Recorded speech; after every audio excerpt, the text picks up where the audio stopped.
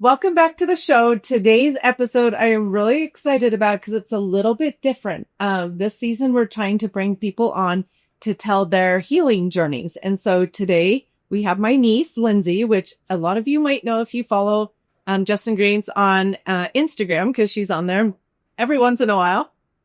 And she is on here because when her mom passed away, she actually did a really cool therapy. And we are here trying to give back is what we said. It helped her so much that we think if there's anybody out there dealing with trauma, grief, that this therapy might be helpful to them. We want to share about it in hopes that it can help somebody else. Because honestly, this might be tough to do this episode. I might start crying right now. It's going to be a little hard. I'm going to not lie. It's going to be a little hard, but we're doing it in hopes in helping somebody else out there. So it truly changed my life for the veteran navigating a grief journey. So I'm excited I get to be here to tell you all about it. So maybe we should just give a little bit of background for those that don't know the story, but it's Lindsey's mom passed away last year, and she was my best friend, my sister, and my person that I went to for everything. I would call her or text her almost daily. I would call her on my ride home from work. And I would vent to her. I would tell her all my issues at Just Ingredients. She would give me advice. We would talk parenting. We would talk kid problems. She and I didn't have a great mom relationship, so we didn't have the mom to go to. So we always went to each other. We would bicker about things. We were both very strong, opinionated people, but we loved each other. And obviously, she was an amazing mom. And obviously you loved her as a mom. So this accident was shocking to all of us. We weren't expecting any of this. Just tell the listeners maybe a little bit about your mom. Yeah, she truly was the best. She was the best listening ear. I swear she woke up every day and was like, how can I make someone's life easier today? She was the most selfless person I've ever met. And like, she was your best friend. She was my best friend too. We talked every day. We FaceTimed. As a new mom, I text her 12,000 questions a day, being like, help, what do I do? How do I be a mom? How do I raise a baby?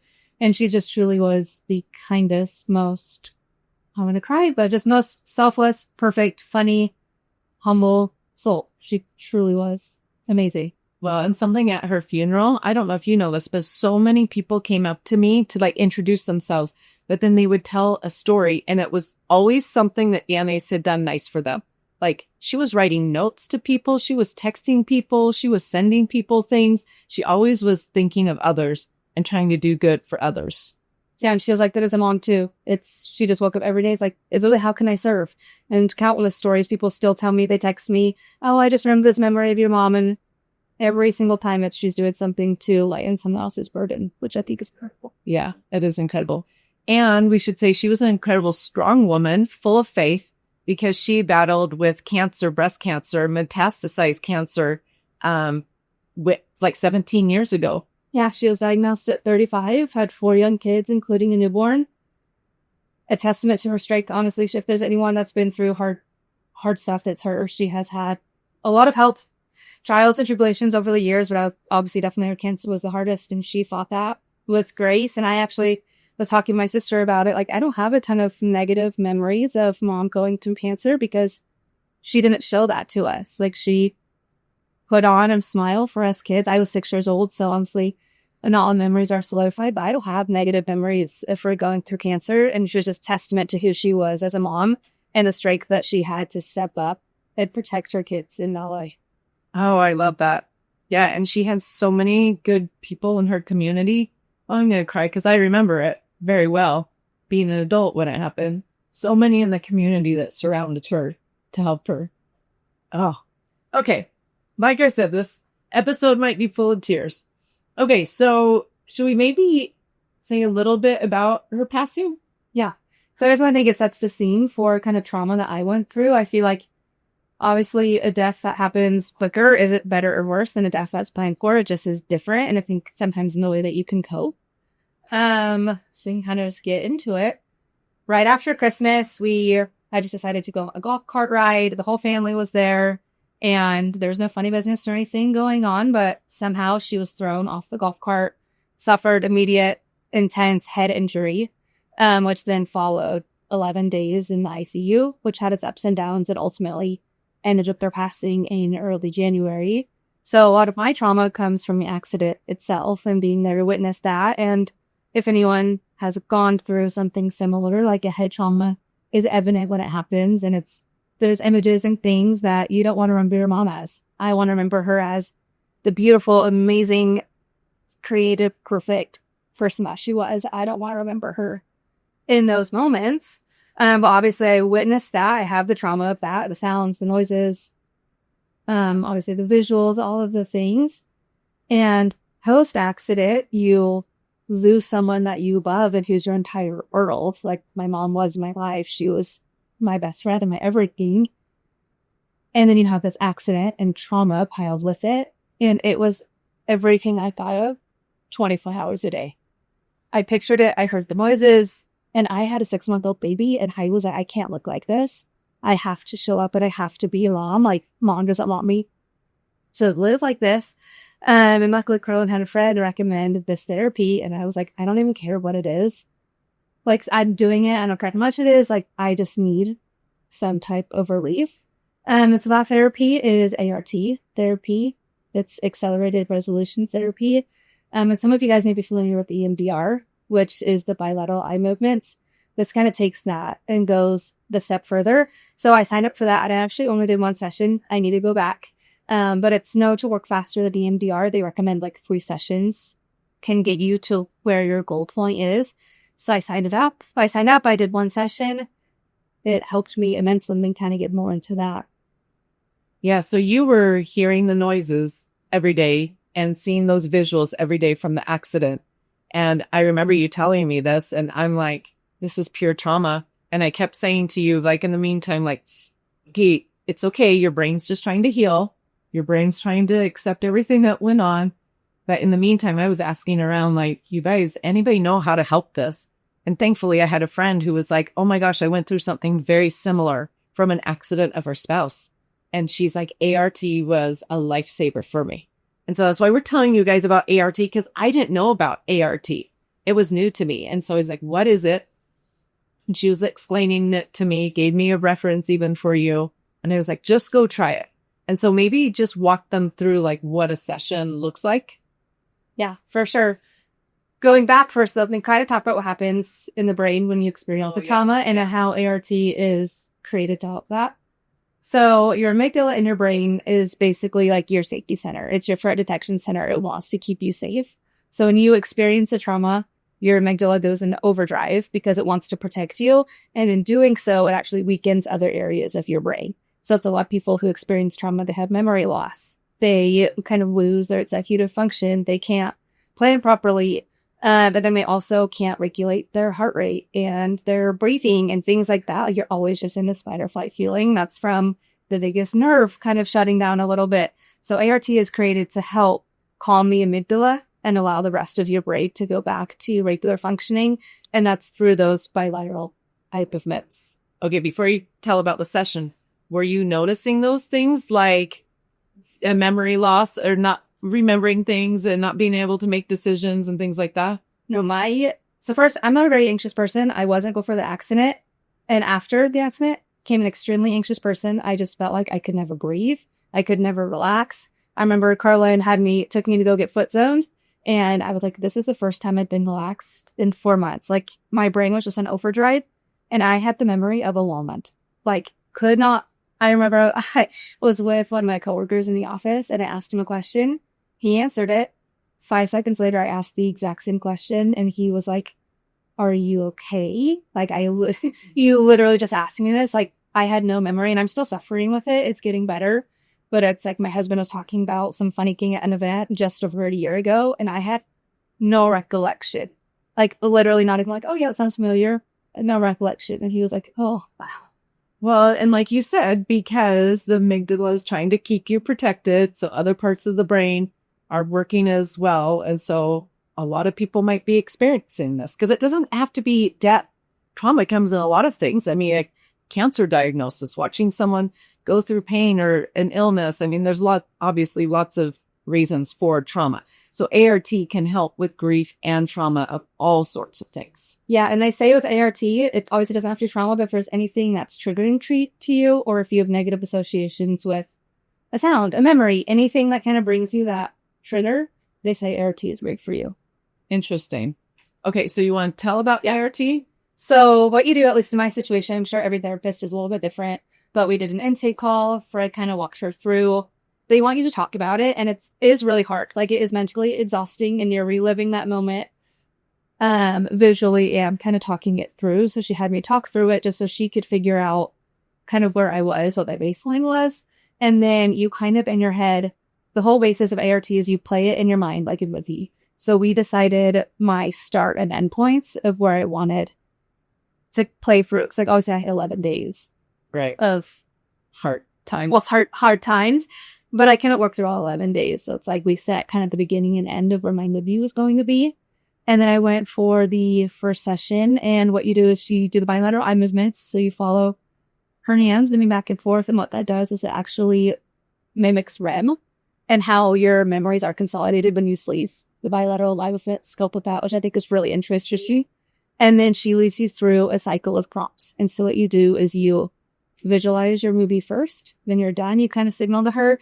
And then she leads you through all of these questions of kind of like rewinding your brain and refocusing how your body responds to it.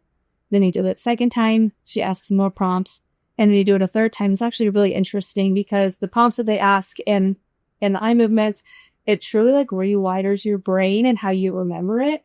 So it's like, I still picture the event, like I still have memories of it, but my body doesn't go into that fight or flight panic response like it did. And that was all I needed. I was like, I just need to stop being panicked 24 hours a day. And it was amazing. So you basically rewire and reframe the memory in your moment. And it was like, picture how the outcome would have been for you, or picture something else. So I was like, I pictured some memories in the hospital. We were sitting on the beach. The trauma had still happened. The outcome was still the same, but I was able to rewire it into something that was something me and my mom loved. So it wasn't just crappy hospital room, you're in the ICU, that it was happening on the beach. And it's crazy to put into words until you experience just the profound effects that it can have. Interesting, because she obviously loved the beach. That was her favorite, was the sun, the warmth of the sun on the beach. And you do. So just like your conversations and hard times of being in the hospital were moved to a beach setting, which then let your body breathe maybe and get out of that fight or flight. Yeah. Because you were repeating this over and over in your head and the sounds and the images. So it stopped that as well. Yeah. And it's interesting because it's so hard to do the therapy because you're picturing it and it's like you're playing it out like a movie, which you don't really want to do when you've experienced this horrible thing. And it gets easier as you do that through the therapy, but actually decrease the amount of times that I was going through it because my brain had reframed the memory, not as this trigger scary thing that happened, but my brain was able to have more like neutral, peaceful feelings towards it. So it didn't need to be replaying it because it was no longer a threat. Interesting. But you're not just like thinking through this. She's having you do certain eye movements and things as you're doing this. Yep. So you have to work with a therapist who actually knows how to do it because the eye movements are changing how your brain waves are reacting to things. Yep. And it's very specific prompts. She was reading up book paper. Like it's very dialed in and exact in the things that she uses. And if she didn't phrase things perfectly, she would go back and phrase it again. So something with the exactness of the questions that she was asking and the prompts. I don't know, but it's magic. Okay. So how does this differ from EMDR, or is it similar? Yeah, so I think they're really similar. ART is a newer thing. It actually was created in 2008, but became accepted as therapy in 2015. So it takes up EMDR and builds on it, where you're still doing the bilateral movements, but you don't have to kind of verbally talk through your cues. It's all in your head, and it's supposed to work a lot faster. It's like they say 3 sessions, or EMDR, I know is more, because it's to 12. Yeah, isn't that so interesting? And so I think that's why I haven't heard of it. I started asking around, and a few people knew about it, a few didn't. People were like, when I said ART, they're like you draw? I Googled it, and it gave me art therapy, like drawing and actual art. Yeah, it's not that. I was like, no, there's no drawing involved in this. Okay, so did you feel better right away? Yeah, so I wouldn't really seen after the accident. I think it was like 4 to 6 weeks, which probably isn't recommended, but I just was so desperate for help.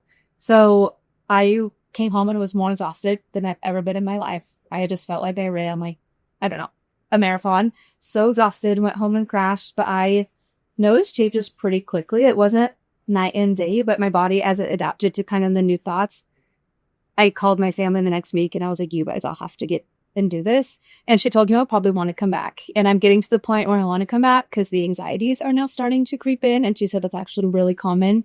It's like you fix the trauma response, but then the anxiety of experiencing worst case scenario before kind of creeps in. So I need to book another session.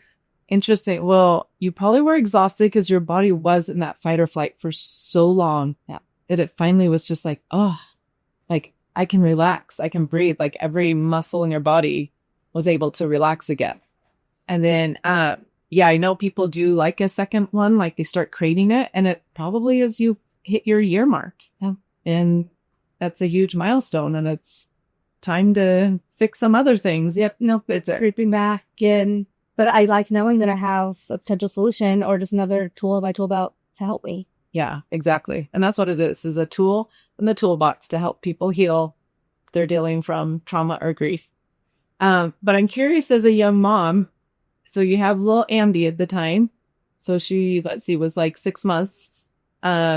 So those 4 weeks after the accident, before you got your help, were you just surviving? I mean, how'd you take care of her? My poor husband. My grief to me was very different than I had expected it to be. I had experienced loss in my life, but there's nothing that compares to losing a parent. And I had always pictured grief as like laying in bed crying all day, which for some people is probably what it is. But for me, it wasn't that. It was like it was fear and it was anxiety.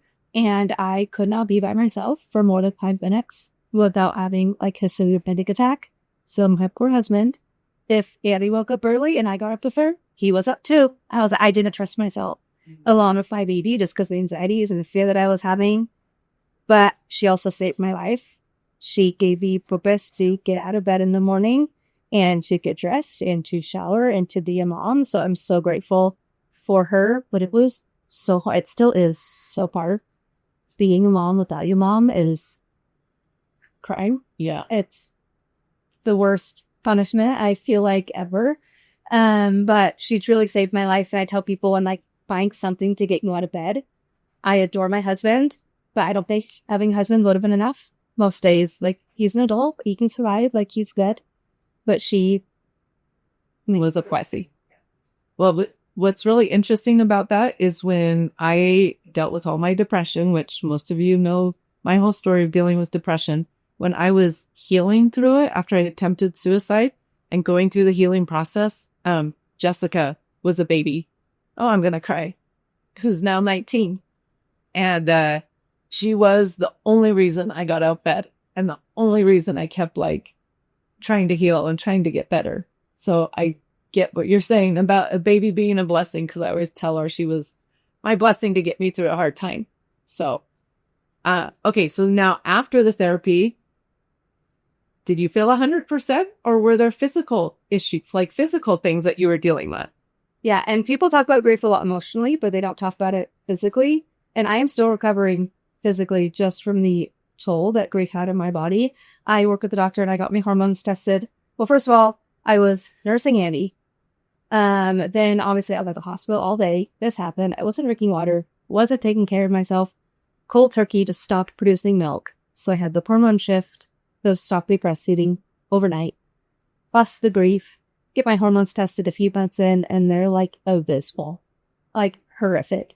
I'm losing hair. I can't remember anything. I feel like I'm in a shell. I feel like my body is a shell and I am not there. And I'm just this shriveled old baby who can't function. And so physically has been a big roadblock to kind of overcome, to work on getting my hormones back in balance, to getting the hair grow or anything like that. And so that's not what you want to do when you're grieving. Like you just want to be sad and you just want to heal from that. So that you have all these physical ailments that come just from what's happening to your brain. That's been over. Yeah, that's hard. And I actually dealt with that too. I've told some people this, but my I had worked on my hormones for like 2 years, and my hormones were in such a good spot. Like, even the doctor, when I got blood work done and everything, was like, your ratios are amazing. And that was in July. And then December, the accident happened.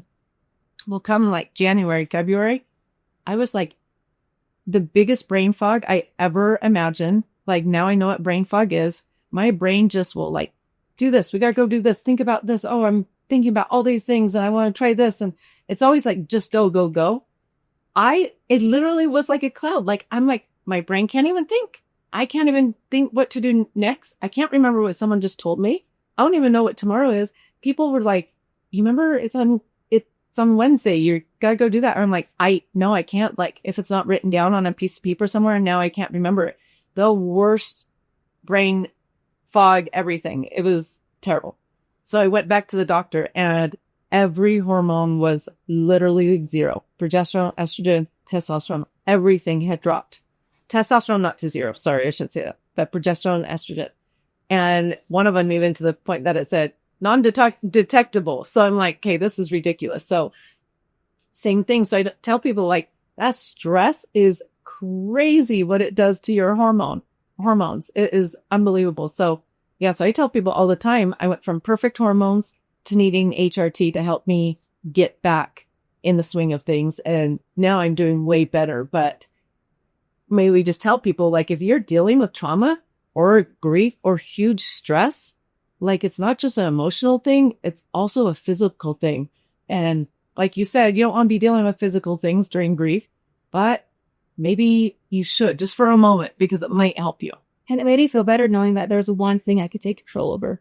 I could take progesterone. I could work on certain things to fix my hormones. Because with grief, it just consumes you and you feel like you have no control of anything. So for me personally, it helped my journey knowing that, okay, this is one thing that I can help control. I can help myself heal in this way.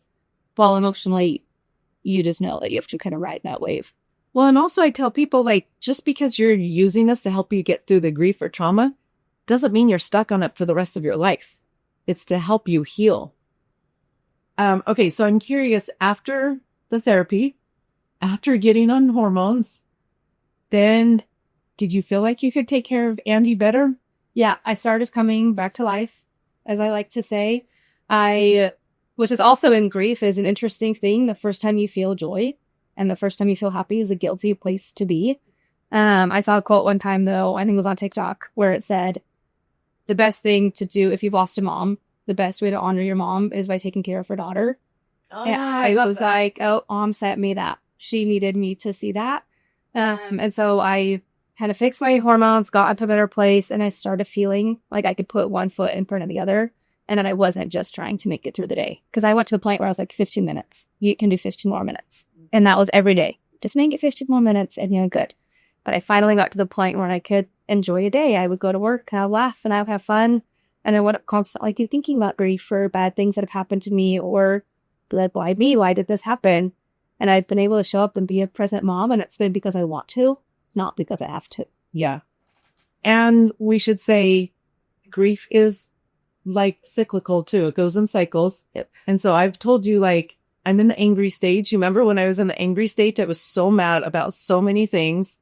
And then like we've been in the numbing stage, we've been in the angry stage, we've been in the sadness stage, we've been in the I don't care stage, like so many different stages. And I feel like you and I are both better, but we do have our moments still, which is normal. Yeah. Like this morning, I called her in tears.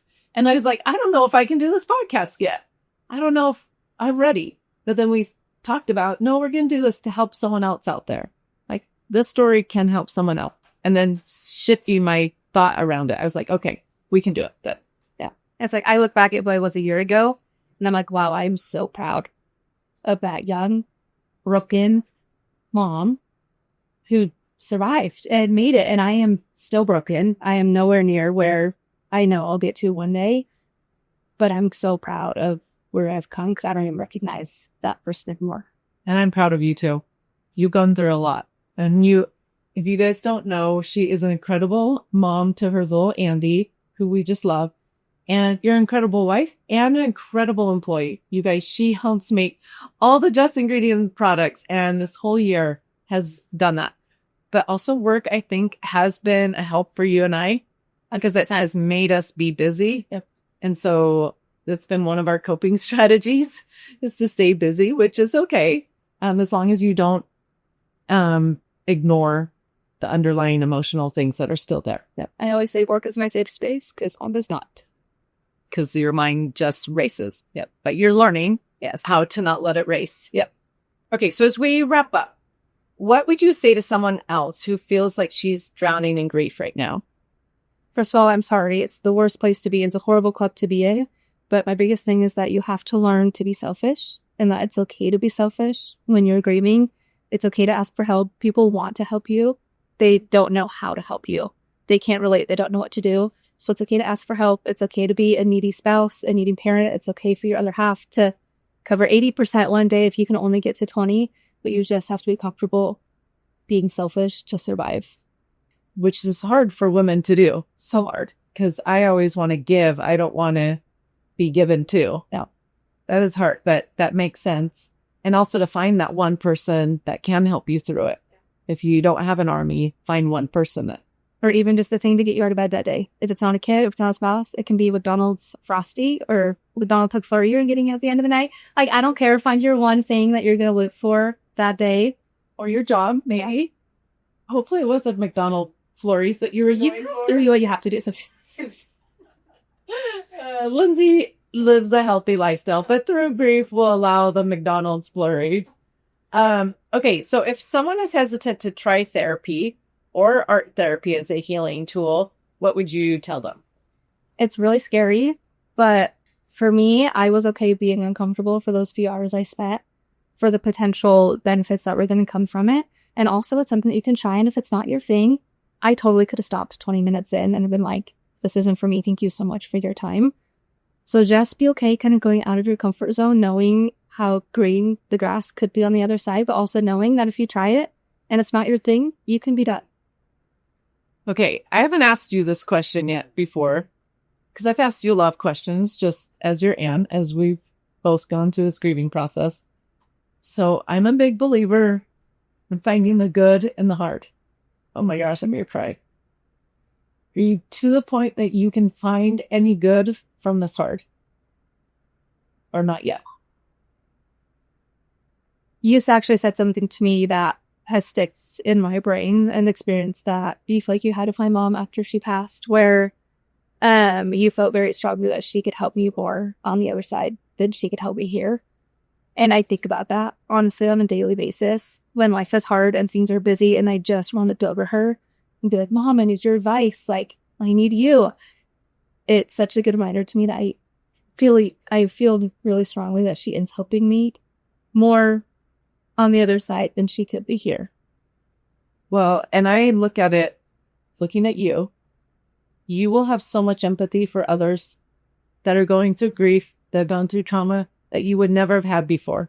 You could have had sympathy, but not really the true empathy. Yeah. You even teaching people now about ART is a huge blessing. So I do see a lot of good that you have learned to do through the hard. So even though you might not be to that point yet, I know that you are doing so much good for others through your hardness, and I know you will for years to come. Well, thank you. We'll recognize that one day. One day there. One day you will get there. It's like I said, it's a grief cycle, and you'll get to that part someday. I always end the podcast with asking 5 fire rapid questions, but before I do that, I just want to thank you for being vulnerable, because it is hard to tell people that you're struggling, that you struggled, that life is hard. Like, people always want like a perfect face sometimes. And so it's hard to be vulnerable. I know. And so thank you for being that. Hopefully the listeners will be kind and we will not have rude people out there.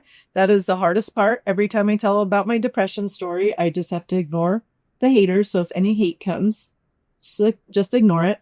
You are doing this purely to try to help someone else out there, because my friend telling me about it literally saved you. Like I remember you were like, Carlin, I can't get these noises out of my head. I can't get these images out of my head. This is just terrible. Like, you were in a really bad spot. So that friend helped me.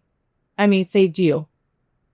So listeners, we're purely giving this story in hopes to help someone else out there that needs to hear this. So if you know of someone dealing with grief, trauma, immense stress, pass this on to them because it might help them. And if you're looking for a therapist, if you just Google ART, you'll find their official website, and I think they have a list. People in your area. Awesome. Well, thank you so much. Of course. Okay, so here are the 5 questions I always ask everybody. So totally different topics than what we've been talking about for the last 30 minutes. What emerging health topic excites you the most? Foot zoning. Does that count? Yes, that does count. And I love that because you and I have been doing that. And I love it. Help reset the body. That's what it does. And it helped you a few months after the death. Yeah, no, it's amazing. Okay, what is a piece of advice you give to your younger self? Which you still are young, so. That every day doesn't have to be perfect. Oh, I love that. Well, you can have your hard days, your good days, and it's okay to live in the mess. And in our grief, we do that. Yep. I even said that this morning too. Like, I was doing okay, and then this morning I'm a mess. Okay, what's the one health practice you'll never compromise on no matter how busy life gets? Getting fresh air every day, no matter what the weather is. I love that. And getting that sunlight. What's your, oh, well, this is a good question for you because you've helped me make all the products. What's your favorite Just Ingredients product and why? I have 2. My tried and true is always the adrenal complex. Just with everything we've been through, it's helped me so much. Also, our new energy drinks also help me so much to get through the day. We need that extra boost.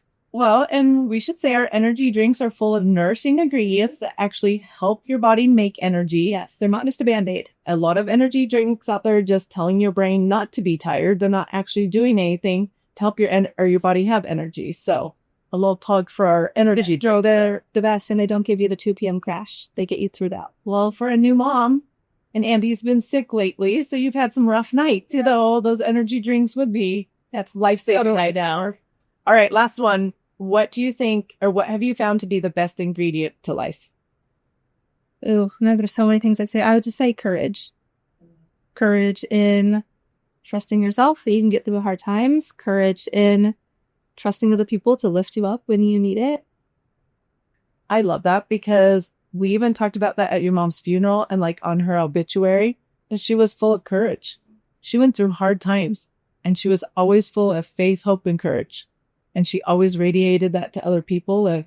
And she always was the one telling me, like, keep going, Carlin, you can do this. Like, have the courage to do it. And when I'd say, like, hard things that are happening at Just Ingredients, she'd be like, so, you can do it. You're brave. You got the courage. So, that was a good one. She was the best. Well, thank you so much for being here. Of course.